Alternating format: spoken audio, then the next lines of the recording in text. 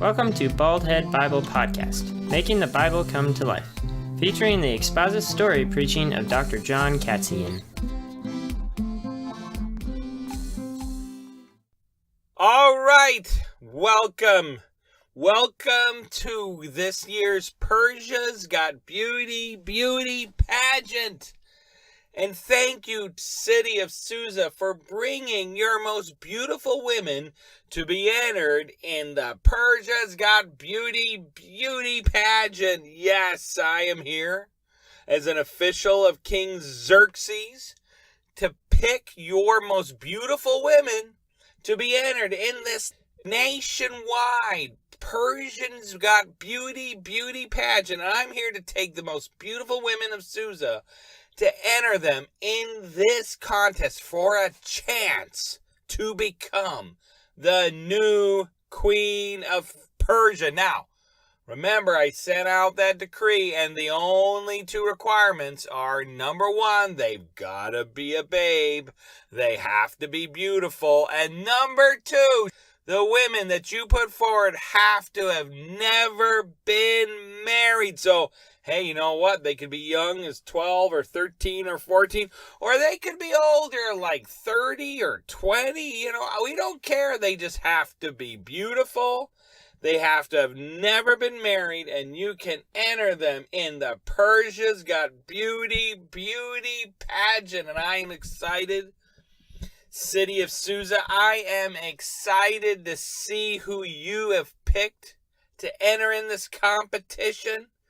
Can I hear a chant of Persia? Persia. Excitement is just percolating through the crowd. All right, let's see. Let's see who these beautiful women are. I can see you have a long line of potential contestants. Let's turn and look at them. All right, the first one, ugly. Second one, ugly. Third one, uglier. Fourth one, seriously, she's got a unibrow. This is ugly, Susa. Come on, I hope it picks up from here. Ugly. I mean, wow, you're tall. But you're also ugly. Come on, this is someone's grandmother, people. She is older than old. Come on, ugly. Ooh. Now this one stands a chance. She looks beautiful. She is absolutely beautiful, and let's applaud for her. Yes, you know what? I think she might have a chance to enter into this competition. Yes, and the crowd goes cheering. Yes, all right. 1 out of 10? Come on here, Susa. Let's pick this up. Here is this official going through this line of women that the city has put forward to say, hey, these are our most beautiful women, and they've never been married, and we want them entered in this chance to become the next Queen of Persia. And here's a whole line of women just vying for this chance, Down the end of the line, I think, near the middle somewhere, there's somebody else. There's another girl in that line, but she's scared. She's nervous about this whole thing. You know what her name is? Her name is Esther. Now, she's probably scared about the future. She didn't even want to be in this pageant, especially to become the next Queen of Persia. I mean, she's a Jew. I mean, she's not even a Persian by nationality. She's a Jew, and she's loyal to the God Yahweh, who the Jewish people serve and worship. And she's being raised by her guardian, and his name is Mordecai. Her parents had died when she was a little girl, and what happened is that her uncle's son, Mordecai, he raised her. And she loves Mordecai, and she loves being a Jew, and she loves being here in Susa with Mordecai, and she doesn't want to enter this pageant. See, Esther's real name is Hadassah. And that's her Jewish name. But being a Jew in another culture called Persia, right? She has to have a Persian name to fit in. So they gave her the name of Esther, which means star. Well, I think Esther's about to become the next star in the Persian pantheon of queens, because the one thing Esther's known for is she is known for her beauty. But I think she's also would love to be known as a good Jew, you know. She probably read the Torah, and then she's prayed the Psalms, and she prayed to Yahweh to answer her prayers probably every day. She prayed.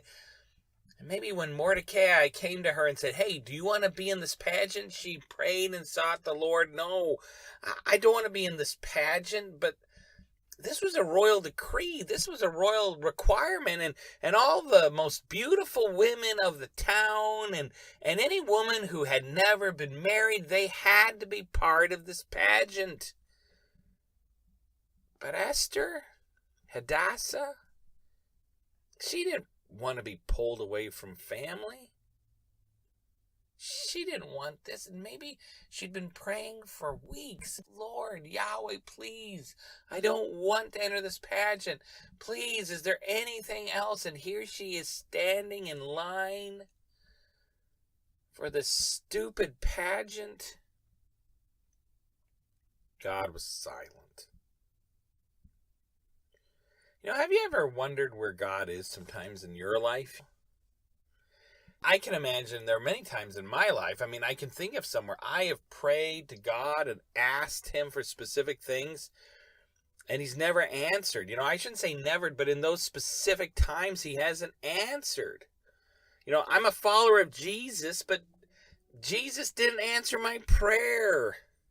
And you start to get discouraged, and you start to wonder, where is God? You know, there's something interesting about the book of Esther. God is never mentioned in the book of Esther, not even once. The other interesting thing about the book of Esther is there's no mention of the law or the Torah or the temple or Moses. God just seems silent in this whole book. He's never mentioned. None of the things that are important to God are mentioned. None of the great heroes of the faith are mentioned. His word is never mentioned. God is completely silent in this book. But you know what? God may not be mentioned in the book, but he is all over this book. He's behind the scenes working to take care of his people. And through this whole story, he is actively working behind the scenes to keep his promises to the Jewish people. You know, Isaiah 64 verse 4 says, "No eye has seen, nor ear has heard any God like ours, who works on behalf of those who wait for him." And as we go through the book of Esther, I want you to really stop and think. And as you read the various chapters, stop. And I want you, as we go through this series, to keep track of the ways that you see God showing up in the story, even though he's never mentioned. How do you see God showing up? How do you see God working behind the scenes, moving in a situation that seems impossible, or where something looks like just random coincidence? There's God there. He's working. He's not silent. And when God seems silent, I want you to know that he's not. God is always actively working for your good, for you, for me. If you are a child of his, he is actively working on your behalf. Well, this Persian official, he's getting closer and closer to Esther. And you know, he's like, ugly, ugly. Oh, come on, people. Ugly, ugly. And then he comes to Esther and, his breath is taken away. His breath is taken away because Esther In the book of Esther, she is talked about as a woman being of immense physical beauty. Esther is known as a woman who, as it says there, had a lovely figure and was beautiful. Esther 2 verse 7. The writer of Esther repeats it twice. The lovely figure, and then he repeats again, and she was beautiful, because he wants to get across the fact that Esther is beautiful. And this Persian official sees that, and he's like, wow. What's your name, ma'am? I can imagine. Esther responds with, Esther, that's my name? And the Persian official says, her name is Esther. Give her a round of applause. Yeah! You know what Esther means, people, right? Esther means star, and I just think we found the star that might go all the way to the top of the throne. Yes, Susa, you have got a star in the making here. And I can imagine Esther and the rest of the beautiful women of Susa are then put in a cart or some other transportation and hauled off to possibly become the next Queen of Persia. So how did we get here? How do we get to the point where Esther is participating in a beauty pageant? How did we get here? Well, we got here, it's interesting, through a guy named King Xerxes. Xerxes. King Xerxes. Now, King Xerxes is the king of Persia.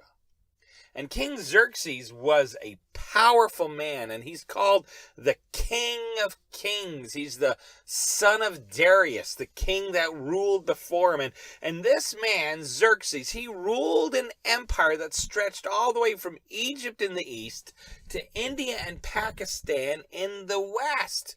It is considered still, by population and size, the largest empire of all time. And we stumble across Xerxes in Esther chapter 1. And in Esther chapter 1, we come upon King Xerxes in the middle of a 180-day celebration. Now think about that. King Xerxes was putting on a party that lasted for 180 days. You have 30 days in a month, right? It's like a 6-month celebration. Now, why would you celebrate as a king for 6 months? Well, King Xerxes, he is celebrating the defeat of a rebellion probably that he put down in Egypt. And this is a large, vast empire, okay? And some people like to rebel because they don't want to be held by this king who's living far off. So he's got to go back and squelch a rebellion in Egypt. And then he stomped on a rebellion in Babylon. And to celebrate his victories in battle, he invited all of Susa to come and see him and all of Persia. He invited the whole mass empire to come celebrate and see the mighty Xerxes. And so he sent out, and all these people showed up to come see the splendor of the palaces. And all that Xerxes had, they came from Egypt, they came from India, they came from parts of Iran and Iraq today, they came from all over the place to Babylon to celebrate for 6 months the beauty and the wonder of Susa, the capital. But they were also there to celebrate Xerxes. But you know also why they were there? I mean, this is a 6-month celebration, right? You know also why that they showed up? They were preparing for war.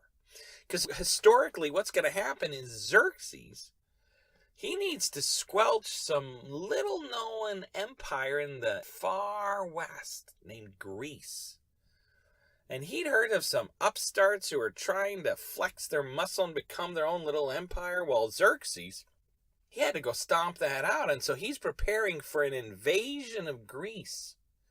So yes, I want you to come celebrate with me for 180 days, but everybody from around the world, they would also bring their best fighting men.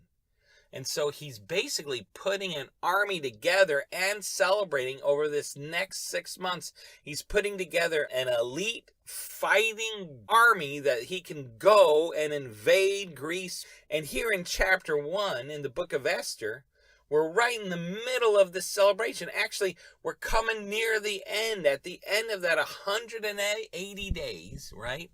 He's finally got his army set. He's finally impressed all the officials that came from all over these other countries. He's finally got everything he wants, King Xerxes has. And then at the end of that 180 days, there was a 7-day celebration where only the best of the best could show up for that one. Only the highest Persian nobles were invited to the party.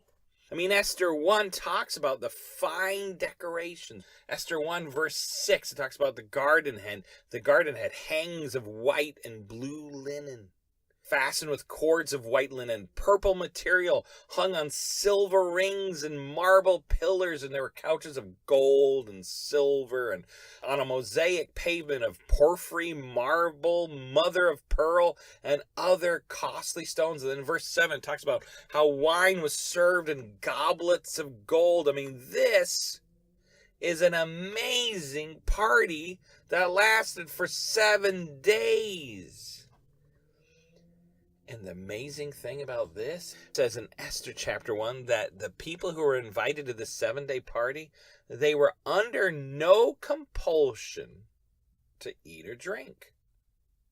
Now, normally at the average 180-day celebration, right? When the king started eating, you started eating at this party. When the king started drinking, you started drinking. But when he stopped, you had to stop. When the king stopped drinking and eating, you had to stop drinking and eating. Well, not at this party. They could eat and drink as much as they wanted to. Again, they were under no compulsion. They could eat a little or they could eat a lot. Guess what? Do you think people at this party just decided to eat a little? Oh, I ate too much before, and since I'm under no compulsion, I'm just going to eat a little bit, just eat a little salad. No. They ate and they drank a lot. In fact, they probably drank way more than they ate. And these people began to drink and drink and drink. And they slowly started to all get drunk. And at the end of the 7-day celebration, as Xerxes and all his friends are getting slowly drunk at the end of this huge 7-day drinking fast, it seems like a fight broke out between Xerxes and his friends as to who had the best looking wife. According to Jewish tradition, that's what started this whole thing. Is Xerxes said, I have the most beautiful wife in the world, and her name is Queen Vashti. And some of his friends were like, no, I've got the most beautiful wife. I don't know what you're talking about. And are you kidding me? No, I'm the king. Vashti is a total babe. And in fact, you know what? I think, and he starts again, he's totally drunk. I think, to prove my point, says Xerxes, that Vashti is the most beautiful woman ever, I want her brought before me. I want her brought here so all my friends can see how beautiful Queen Vashti is. And the other men were like, yeah, let's do that. Sounds like a great idea. Again, these people are drunk. So one of the king's officials runs off to find Queen Vashti. Because Queen Vashti was not at King Xerxes' party. Instead, Esther 1 verse 9 talks about how Queen Vashti was at a banquet for the women. Well, here comes the official, and says, "Hey, Vashti, King Xerxes wants to see you." And you know what Queen Vashti said? Queen Vashti said, I'm not going in there. I'm not going to go to this party full of drunken men. You know, she probably asked him why. And the official said, well, we're trying to prove you're the most beautiful woman there. She's thinking, I'm not going to go into this drunken party and have all these leering drunken men stare at me. You know, some people think she was just a wise woman who thought this is not going to end well. Some people think she was pregnant with Xerxes' son, Artaxerxes. And so she didn't want to put the risk of that in the middle of these drunken men who are in the middle of an argument and a fight, you know. I don't know, but either way, Vashti says, no way, I am not going back to your banquet to be leered at. So the official looks at her and says, really? You're going to refuse King Xerxes?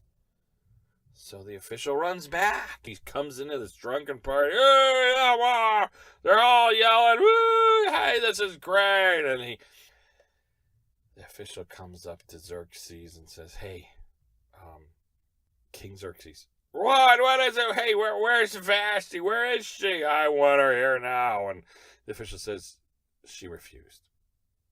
What? She refused, and the Bible talks about how at that point, when he found out that Vashti refused to show up, that he became furious. Talks about in Esther chapter 1 that the king burned with anger. He was furious and stomped his feet, and he calls for all his officials, for his advisors, the high men of the court, these noble Persian, and he comes and he gathers them all around him and says, hey, Queen Vashti turned me down. What should I do, man? Again, he's drunk. He's not thinking straight. What should I do, man? What do you think I should do? And I can't imagine the nobles around him are any less drunk than he is, you know. Well, that's not right. I don't know. Off with her head, somebody says. Hey, let's just chop her up, you know. And, seeing Xerxes like, well, I don't know. She's might be pregnant with my son, and she is rather pretty. I don't know if I should do that, you know. And then it says, one of the officials, one of the nobles named Memucan, weird name, Memucan, he steps forward and shares, how hey, King Xerxes, listen, we got a problem. This is bad. For Queen Vashti to refuse you, King, this is a bad, bad thing. You know why? Other noble women of Persia, if they hear that Queen Vashti refused you, then guess what, says Memucan? They might begin to refuse their husbands. They might think that they don't have to obey every word of their husband, They'll stop cooking for them. They'll stop making pancakes. They might even stop making waffles. I can imagine Xerxes like, waffles? Not waffles. I love a good waffle. I know. Can you imagine if this gets out that Vashti refuses you? They're going to refuse waffles. I can't have that, says Xerxes. And Memucan says, we can't have that either. So you know what you should do? You should write a law. An edict is what the Bible talks about. An edict is a fancy word for a law. You need to write a law saying that Vashti is no longer allowed to come into the king's presence anymore, and that she will no longer be queen. So Xerxes like, that's a good law we must protect. Women should obey their men no matter what, and we want waffles. So he signs this law, And then this law is sent throughout the kingdom by horse, Sort of back then you've heard of the Pony Express. Somebody would take off from the capital and ride to a city. Then they would hop out and read this huge edict, the new law that the queen was no longer the queen.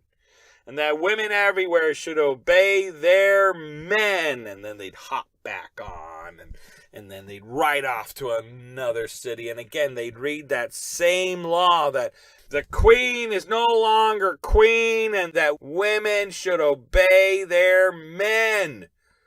Esther chapter 1 verse 20 says that the king's edict or the king's law is proclaimed throughout all the vast realm that all the women will respect their husbands and that also the queen is no longer queen. And so this law, this edict is spread throughout his whole empire. Then we come to Esther chapter 2. Esther chapter 2. Now, we're not certain the time frame between Esther chapter 1 and Esther chapter 2. It was probably 2 to 4 years.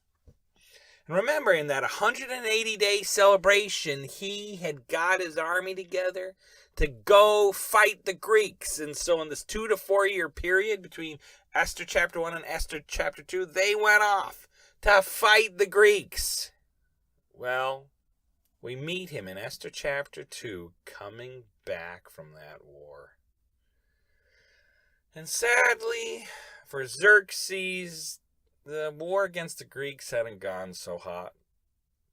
You talk about the famous Battle of Thermopylae. 300 men, Greek Spartan warriors who faced down and held off 10,000 plus Persians.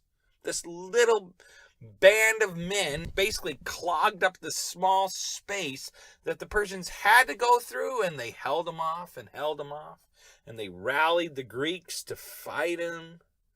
Eventually the Persians won, and they sacked Athens and burnt the Acropolis. They burnt large portions of Athens. They had won some battles, but you know what? Overall, the Persians lost the war. They didn't do so hot against the Greeks. They lost a naval battle. Like I said, they were embarrassed at the Battle of Thermopylae. And so they had to come back and regroup. And here in Esther chapter 2, they're coming back. We see Xerxes coming back, and he was licking his wounds. Things hadn't gone so well. I can imagine he sees Susa, the beautiful capital, in the distance. And he's thinking, oh, I'm so looking forward to getting back to my palaces, getting back to all the great Persian food. And I am just looking forward and spending time with beautiful Wait. Vashti's no longer my queen. Vashti's no longer my queen. I can imagine, Xerxes is thinking, what was I thinking? Vashti's no longer my queen. Why did I get rid of her? Oh, man. I can imagine he regrets it. I just want to say, just be upfront. You just need to avoid alcohol. As a whole, you got to avoid alcohol because bad things happen when alcohol shows up. Now, the Bible especially says, do not be drunk. Don't be drunk with wine. Don't be drunk. Don't drink that strong drink. The Bible is clear. There are many dangers with being drunk. You lose your sense of where you're at. You lose control of where you're at. Many bad things happen. And here's Xerxes. He made a decision, and we're going to see throughout the book of Esther that King Xerxes likes to party, and he makes rash, stupid decisions under the influence of alcohol. Throughout the book of Esther, he's depicted as an impulsive, dumb ruler at times, and partly because he just drank too much. Xerxes also not only drank and partied too much, he had some anger management issues. During this battle with the Greeks, he was trying to cross this one portion of water, and he built a bridge. Well, during the night, a storm came up and totally destroyed his bridge. And he was furious. The storm came out of nowhere. All his hard work is gone. And you know what he did in his rage of anger? He made men get whips and go and whip the ocean 300 times. And then they threw shackles in the water to basically, hey, I'm binding you, water. I'm spanking you, water. You naughty water. I mean, this is ridiculous. You can't spank the water. But again, he's so enraged with anger and maybe alcohol at this point. I don't know.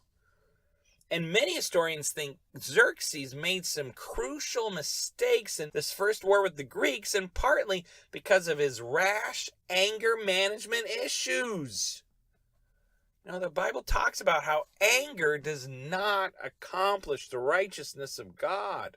It talks about the fruits of the Spirit, right? Love, joy, peace, long-suffering. Well, it also talks about, the Bible does, fruits of the flesh. And one of the fruits of the flesh, when you're living in the flesh, not by the Spirit, is anger. And so you can imagine anger mixed with alcohol, mixed with partying.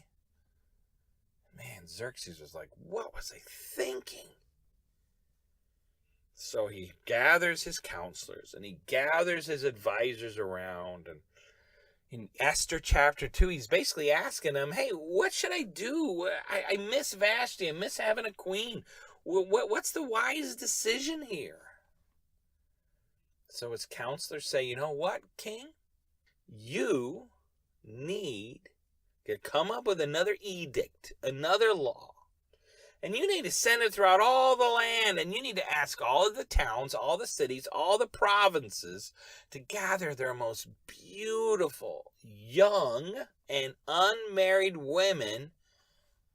And they'll be entered in a contest to become the next Queen of Persia.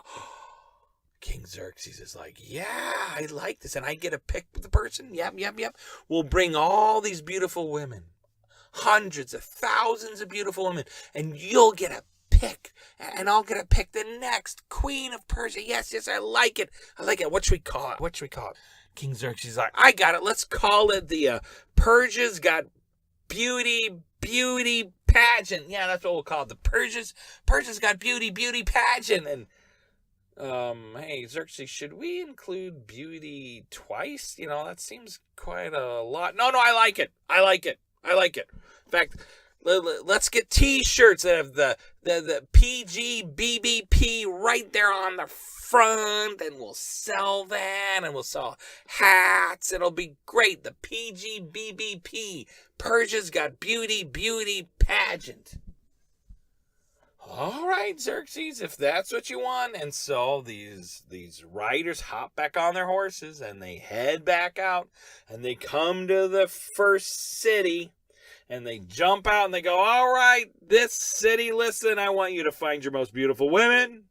By law, the king mighty, king of kings, King Xerxes is sending out a law, sending out a command that you are to gather your most beautiful women.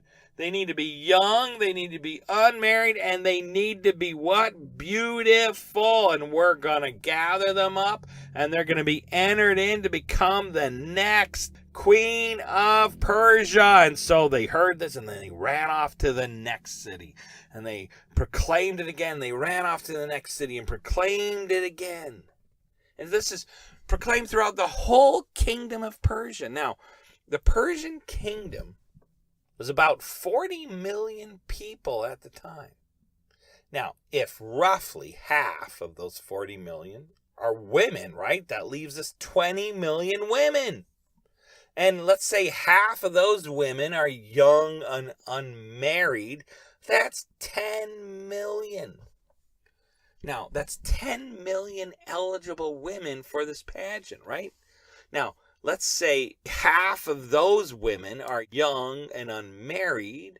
So half of 10 million, that leaves us between 2 to 5 million women that would be considered beautiful, young, and unmarried. So 2 to 5 million women were possibly entered in this whole pageant, this whole contest to become the next Queen of Persia. So what do you think the chances are that Esther will be the one winner out of 2 to 5 million women? Well, it seems by the time you get to Esther chapter 2, that eventually this historian named Josephus, he believes that Xerxes eventually somehow whittled that whole number down to 400 women. The 400 most beautiful women out of that 2 to 5 million, 400 women that were eventually brought to the capital of the Persian Empire at the time, which was Susa, to be entered in this contest to be the next queen. So Esther is now, she made it out of the 2 to 5 million. She's now one of those 400 women. But what are the chances that Esther will be the one woman picked to be queen out of those 400? But get this. If Esther is not picked to be queen, you know what the rest of her days are going to be like? She'll spend the rest of her life in the king's harem, which is basically the same as being put in a prison for the rest of your life. Now, it's a fancy prison. She gets to eat well. She gets to lounge around on nice furniture, but it's basically being put in a prison because you're a woman who's put in this harem and you're separated from your family. You can't ever see them again.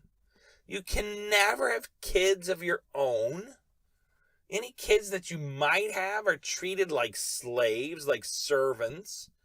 And they're ripped from you. You can't raise them. You're just this concubine in this harem. It's a horrible life. It's a bad life. Again, it's like being put in a woman's prison the rest of your life.